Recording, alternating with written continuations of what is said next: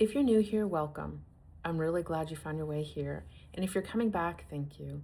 That tells me this is helping. If you're new, there's one thing I want you to know right away. Start with video 1. This channel isn't handouts from parenting classes, it isn't scripts to memorize, and it's not a sales pitch for something I'm about to ask you to buy. I am Christine.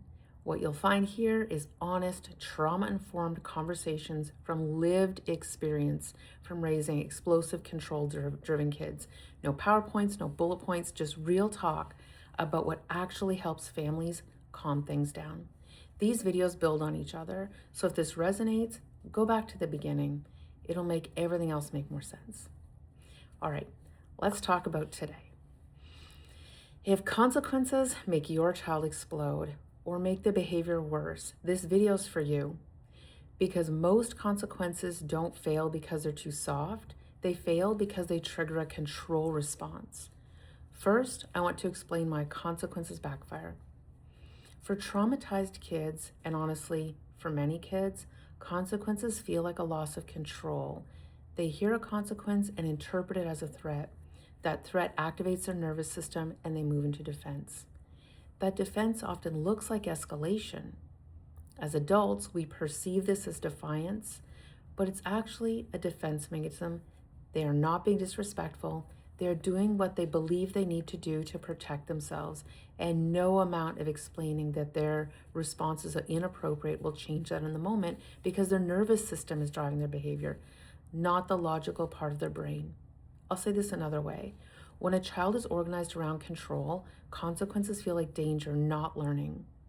Here are some things not to do. First, avoid delayed punishments. For example, no video games on Saturday. Second, avoid emotional consequences, shame, blame, or humiliation. Shame, you should be ashamed of yourself, or I can't believe you'd do something like this. Blame, if you just listened, none of this would have happened. Humiliation, nice choice, real mature. If the consequence makes a child feel small, exposed, or defective, it's not teaching, it's threatening.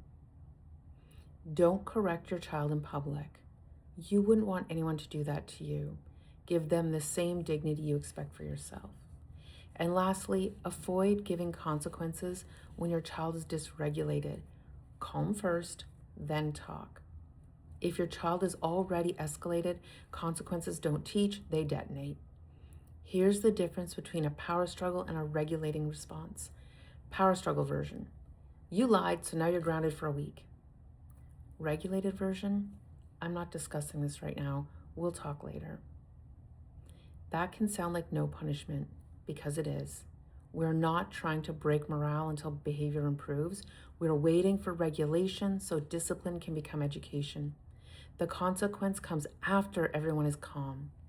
When we say we'll talk later, we mean it, and nothing happens until we do.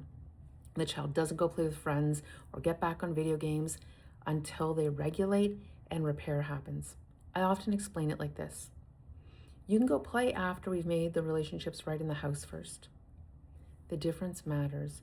We are not saying you don't get to have fun because I'm in control. We are saying relationships come first. This requires us to stay regulated, not take the reaction personally, and we need to genuinely care about the child. Timing matters. It matters because a dysregulated nervous system cannot learn. When a child is escalated, their brain is focused on survival, not self-reflection, cause and effect, or meaning. Anything you say in that moment is filtered through threat. Waiting for regulation isn't permissive, it's strategic. It's the difference between reacting to behavior and actually influencing it. Neutrality protects safety because it removes emotional threat. When parents react with intensity, explanation, or judgment, their nervous system experiences danger, even if the words make sense. Neutral responses keep the adult predictable and steady. That predictability allows the child to remain regulated enough to control their responses. Consequences come after regulation. Consequences only teach when the brain is regulated. Before regulation, they feel like punishment and loss of control. After regulation, they can be understood as information. Regulation creates safety. Safety allows learning. Without that sequence, consequence increases fear and control behaviors, not reducing them.